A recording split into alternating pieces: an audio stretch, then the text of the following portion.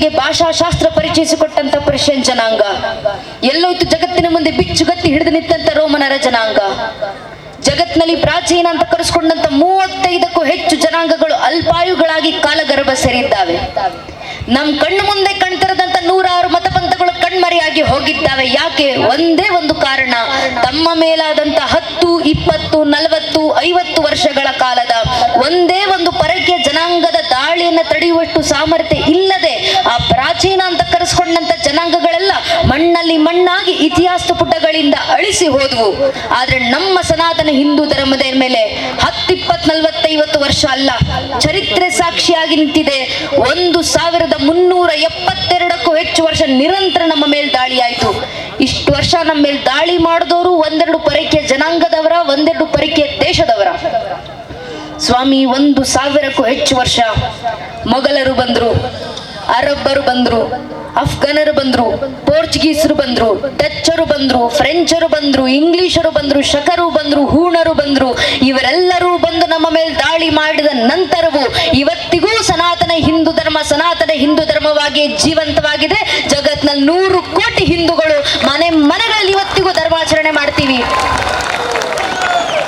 ನಗರಗಳಿಂದ ಗಲ್ಲಿಂದ ರಾಮರಿಗೆ ಜಯಘೋಷಗಳು ಕೇಳಿ ಬರ್ತಾವೆ. ಯಾಕೆ?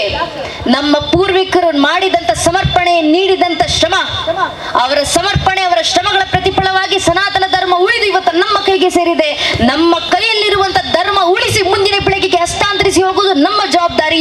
ಈಗ ಪ್ರಶ್ನೆ ಬರೋದು, ನಾವು ಹೇಗೆ ಧರ್ಮ ರಕ್ಷಣೆ ಮಾಡಬೇಕು, ಮುಂದಿನ ಪೀಳಿಗೆಗೆ ನಾವು ಹೇಗೆ ಧರ್ಮ ತಲುಪಿಸಬೇಕು?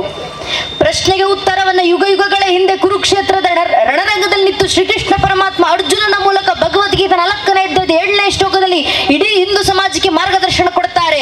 ಯದಾ ಯದಾ ಹಿ ಧರ್ಮಸ್ಯ ಗ್ಲಾನಿರ್ಭವತಿ ಭಾರತಃ ಅಭ್ಯುತ್ಥಾನಮ ಧರ್ಮಸ್ಯ ದದಾತ್ಮಾನುಜಾಮ್ಯಹಂ ಪರಿತ್ರಾಣಾಯ ಸಾಧುನ ವಿನಾಶ ದುಷ್ಕೃತ ಧರ್ಮ ಸಂಸ್ಥಾಪನಾರ್ಥಾಯ ಸಂಭವಾಮಿ ಯುಗೆ ಯುಗೆ. ಯುಗಕ್ಕೂ ಧರ್ಮ ರಕ್ಷಣೆಗೆ ನಾನೇ ಅವತರಿಸಿ ಬರ್ತೀನಿ. ಆದರೆ ಕಲಿಯುಗದಲ್ಲಿ ಧರ್ಮ ರಕ್ಷಣೆಗೆ ಯಾವ ಅವತಾರ? ಕೃಷ್ಣ ಪರಮಾತ್ಮ ಕರೆ ಕೊಡ್ತಾರೆ, ಕಲಿಯುಗದ ಅಂತ್ಯದಲ್ಲಿ ಕಲಿಕೆ ಅವತಾರ. ಆದರೆ ಕಲಿಯುಗ ನಡೀತಾ ಇರಬೇಕಾದ್ರೆ ಕಲಿಯುಗದೊಳಗೆ ದೇಶ ಧರ್ಮ ರಕ್ಷಣೆಗಿರೋದು ಒಂದೇ ಒಂದು ಅವತಾರ, ಅದು ಸಂಘೇ ಶಕ್ತಿ ಕಲಿಯುಗೆ. ಸಂಘಟಿತ ಬಲದಿಂದ ಮಾತ್ರ ಕಲಿಯುಗದಲ್ಲಿ ಧರ್ಮ ರಕ್ಷಣೆ ಆಗ್ಲಿಕ್ಕೆ ಸಾಧ್ಯ. ಆದ್ರಿಂದ ಸಂಘಟಿತರಾಗಿ ಬನ್ನಿ ಹಿಂದೂ ಸಮಾಜ. ಆದ್ರೆ ನಮ್ಮ ದೌರ್ಭಾಗ್ಯ, ಹೇಳ್ಕೊಳ್ಳಿಕ್ಕಿದ್ದೀವಿ ಜಗತ್ನ 100 ಕೋಟಿಗೂ ಹೆಚ್ಚು ಹಿಂದೂಗಳ ಜನಸಂಖ್ಯೆ. ಆದ್ರೆ ಅದರಲ್ಲಿ ಒಬ್ಬ ಹಿಂದುವಿನ ಮುಂದೆ ನಿಂತಿವತ್ತು, ನೀನ್ ಯಾರಪ್ಪ, ನೀನ್ ಯಾವ ಸಮಾಜಕ್ಕೆ ಸೇರಿದವನು, ನಿನ್ನ ಪರಿಚಯ ಏನು ಅಂತ ಕೇಳಿದ್ರೆ ಹಿಂದುವಿನ ಬಾಯಿನಲ್ಲಿ ಧರ್ಮದ ಹೆಸರು ಬರೋಕು ಮುಂಚೆ ಜಾತಿ ಹೆಸರು ಬಂದಿರುತ್ತೆ.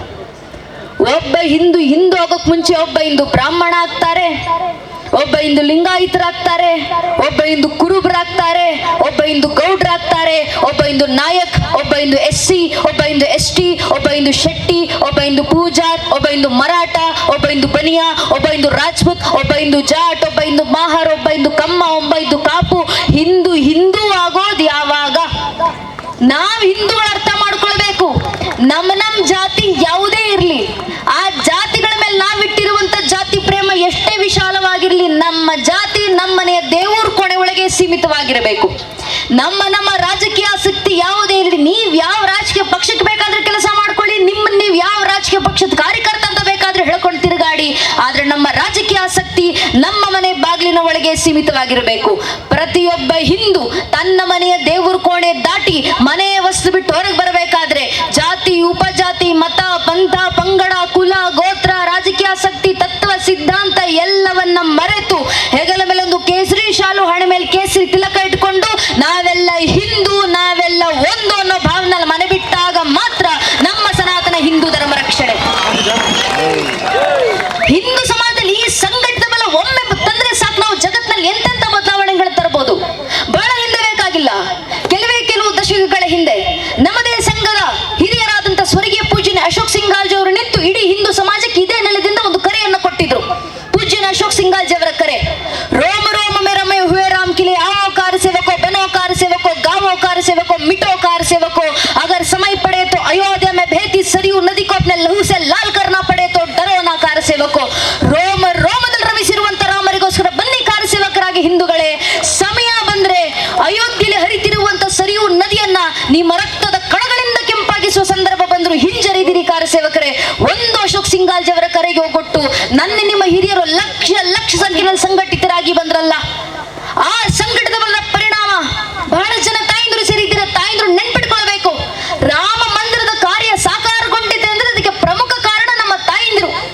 ಕಾರಣ ಅಂದು ರಾಮ ಜನ್ಮಭೂಮಿನಲ್ಲಿ ಕಾರ್ಯಸೇವೆಗೆ ಸಜ್ಜಾಗಿ ನಿಂತಿದ್ದಂತ 3.5 ಲಕ್ಷ ಜನ ಹಿಂದೂ ಕಾರ್ಯಸೇವಕರಲ್ಲಿ 36,000 ಜನ ತಾಯಂದ್ರು ಅಂದ್ರೆ ಹೆಣ್ಮಕ್ಳು ಮುಂದೆ ಇತ್ತು. ರಾಮರಿಗೋಸ್ಕರ ಕಾರ್ಯಸೇವೆ ಸಲ್ಲಿಸಿದ್ರು, ರಾಮರಿಗೋಸ್ಕರ ಶ್ರಮಿಸಿದ್ರು. ಮುಂದೆ ಮಾತ್ರ